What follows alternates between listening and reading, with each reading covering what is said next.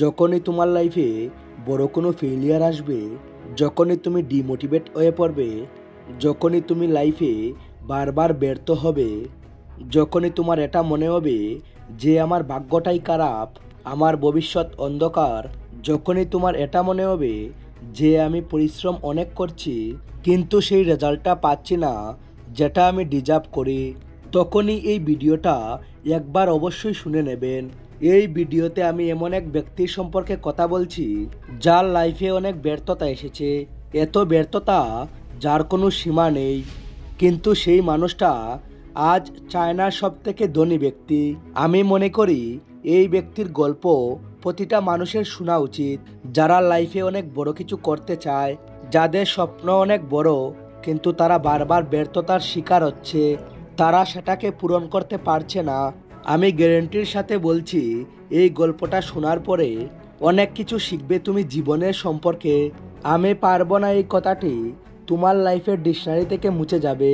তো চলো একজন ব্যর্থ মানুষের সফল হওয়ার গল্প শুরু করা যাক। এই গল্পটা হলো চীনের সবথেকে ধনী ব্যক্তি আলিবাবা কোম্পানির ফাউন্ডার জ্যাক মার। 1964 সালের 10 সেপ্টেম্বর চীনের আনজো শহরে একটি গরিব পরিবারে জ্যাক মা জন্মগ্রহণ করেন। জ্যাক মার জন্ম নেওয়াটা তার পরিবারের কাছে অনেক আনন্দের মুহূর্ত ছিল, কিন্তু জ্যাক মার কাছে তার জন্ম নেওয়াটা অভিশাপ মনে হতো। এর পিছনের কারণটা হলো জ্যাক মা একজন সাধারণ মানুষের তুলনায় একটু কাঠু ছিল, আর এ কারণে মানুষ তার উচ্চতা নিয়ে হাসি ঠাট্টা করত, যেটা দেখে জ্যাক মা অনেক কষ্ট পেত। জ্যাক মা পড়াশোনায় অতটা ভালো ছিল না, তার পড়াশোনা করতে ভালো লাগতো না, কিন্তু জ্যাক মা ইংলিশ শিখতে খুবই আগ্রহী ছিল। জ্যাক মার জন্ম নেওয়া আনজো শহরটি ভ্রমণের জন্য বিখ্যাত ছিল, আর এজন্য বাইরে থেকে অনেক মানুষ আনজো শহরে ভ্রমণ করতে আসতো, আর জ্যাক মা সেই ভ্রমণকারীদের ঘুরানোর কাজ করত আর তাদের সাথে ইংরেজিতে কথা বলার চেষ্টা করত যাতে সে ইংরেজি শিখতে পারে। জ্যাক মার জীবনে অনেক ব্যর্থতা এসেছে, এত ব্যর্থতা যে একজন সাধারণ মানুষ সেগুলো সহ্য করতে পারবে না। জ্যাক মা ক্লাস 4-এ 2বার ফেল করেছিল, ক্লাস 6-এ 3বার ফেল করেছিল, ক্লাস 8-এ 4বার ফেল করেছিল, আর মাধ্যমিক পরীক্ষায় 3বার ফেল করেছিল, বিশ্ববিদ্যালয় ভর্তির পরীক্ষায় 3বার ফেল করেছিল। জ্যাক মা তার জীবনে 30টি চাকরির পরীক্ষায় ব্যর্থ হয়েছিল, আর সেই ব্যর্থতা ছোটোখাটো ব্যর্থতা নয়। চীনে যখন KFC নতুন এসেছিল তখন সে KFCতে চাকরির পরীক্ষা দেয়, সেখানে 24 জনের মধ্যে 23 জনকে সিলেক্ট করা হয় আর একজনকে বাদ দেওয়া হয়, আর সেটা হলো জ্যাক মা। সে পুলিশের চাকরির জন্য ইন্টারভিউ দেয়, সেখানে 6 জনের মধ্যে 5 জনকে সিলেক্ট করা হয়, কিন্তু জ্যাক মাকে সিলেক্ট করা হয়নি। জ্যাক মা ও তার বন্ধু একটি কোম্পানিতে চাকরির ইন্টারভিউ দিতে যায়। 2 ঘন্টা লাইনে দাঁড়ানোর পর সেখানে তার বন্ধুকে সিলেক্ট করা হয়, কিন্তু জ্যাক মাকে করা হয়নি। অথচ তার বন্ধুর থেকে জ্যাক মার নাম্বার বেশি ছিল, কিন্তু তারপরেও সে রিজেক্ট হয়।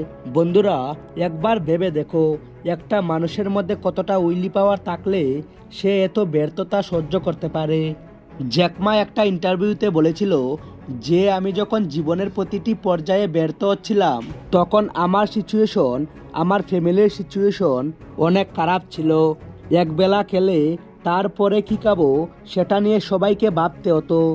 আমার সমস্ত ক্লাসমেট, আমার সমস্ত বন্ধু সবাই নিজের লাইফে সেটেল হয়ে গিয়েছিল, কেউ চাকরি করছিল, কেউ ব্যবসা করছিল, কিন্তু শুধু আমি ব্যর্থতার রাস্তায় আটকে পড়েছিলাম। আমি কি করব কিছুই বুঝতে পারছিলাম না। আমার মনে হচ্ছিল যে আমার জন্ম নেওয়াটা একটি অভিশাপ, আমি আমার ফ্যামিলির উপরে বোঝা হয়ে দাঁড়িয়ে আছি।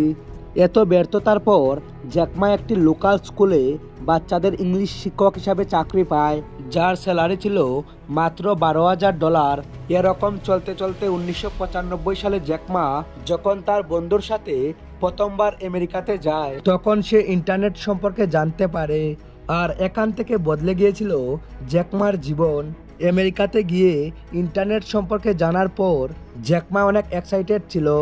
সেখানে তার বন্ধু যখন কম্পিউটারে কিছু সার্চ করার জন্য বলে তখন সে কম্পিউটারে হাত দেওয়ার সাহস পাচ্ছিল না।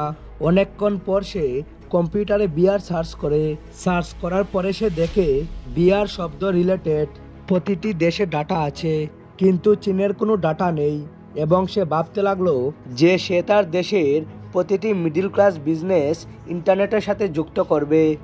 আর তারপর সে দেশে এসে একটি ওয়েবসাইট খুলেছিল যার নাম ছিল চায়না পেজেস, যার কাজ ছিল প্রতিটি মিডল ক্লাস বিজনেসের জন্য ওয়েবসাইট বানানো। কিন্তু প্রতিবারের মতো সে এটাতেও ব্যর্থ হয়। কিন্তু সে আর না মেনে সে তার কিছু বন্ধুদের সাথে নিয়ে একটি নতুন ওয়েবসাইট খুলে যার নাম ছিল alibaba.com। এর কাজ ছিল প্রতিটি কোম্পানির নিজের প্রোডাক্টকে এই ওয়েবসাইটে রাখতে পারবে, আর কাস্টমার ডাইরেক্ট এই ওয়েবসাইট থেকে ওই প্রোডাক্টগুলো কিনতে পারবে, যেটা আজকের সময় ই কমার্স বিজনেস নামে পরিচিত। যদি তুমি গুগলে সার্চ করো world best e commerce company, তবে দ্বিতীয় নম্বরে আলিবাবা গ্রুপের নাম আসবে, আর প্রথমে আসবে অ্যামাজন। আলিবাবা গ্রুপ শুরু করার প্রথম 3 বছর জ্যাকমা সেখান থেকে 1 টাকাও ইনকাম করতে পারেনি। কিন্তু জ্যাকমা আর না মেনে ধৈর্য ধরে কাজ করতে থাকে। আর 1999 সালের অক্টোবর মাসে আলিবাবা কোম্পানি $5 বিলিয়ন ইনকাম করে, আর ওই বছরে মোট $30 বিলিয়ন ইনকাম করে।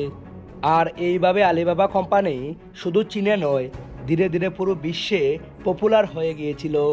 আর 2005 সালে জ্যাকমা চীনের সব থেকে ধনী ব্যক্তি হয়ে গিয়েছিল।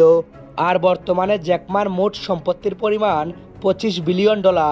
তো বন্ধুরা, এই ছিল বারবার ব্যর্থ হওয়ার পর জ্যাকমার সফল হওয়ার গল্প।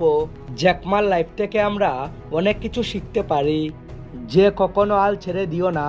জীবনে যখনই ব্যর্থ হবে তখনই ব্যর্থতাকে নিয়ে আফসোস না করে উঠে দাঁড়িয়ে এগিয়ে যাও। জ্যাকমা যখনই চীনের সব থেকে ধনী ব্যক্তি হয়ে গিয়েছিল, তখন সে একটি ইন্টারভিউতে বলেছিল যে আপনার গরিব হয়ে জন্ম নেওয়াটা দোষের কিছু নয়, কিন্তু গরিব হয়ে সারা জীবন থাকাটাই দোষের। আপনি যদি একটি গরিব ঘরে জন্ম নিয়ে নিজের 35 বছর বয়সেও যদি সেই গরিবই থাকেন, তাহলে গরিব হয়ে থাকাটা আপনার ভাগ্যের দোষ নয়, এটা আপনাকে মানতেই হবে। কারণ আপনি আপনার যুবক বয়সকে ধনী হবার জন্য কাজে লাগাতে পারেননি, আপনি সম্পূর্ণভাবে সময়টাকে নষ্ট করে ফেলেছেন। আর এই কথাটি আমার মনে হয় প্রত্যেকটি যুবক বন্ধুদের মনে রাখা দরকার, মাথায় ঢুকিয়ে রাখা দরকার। তো বন্ধুরা, এই গল্পটি কেমন লাগলো অবশ্যই কমেন্টে বলতে ভুলবেন না, আর শেয়ার করুন আপনার সমস্ত বন্ধুদের। থ্যাঙ্কস ফর ওয়াচিং অনুকুটি মোটিভেশন।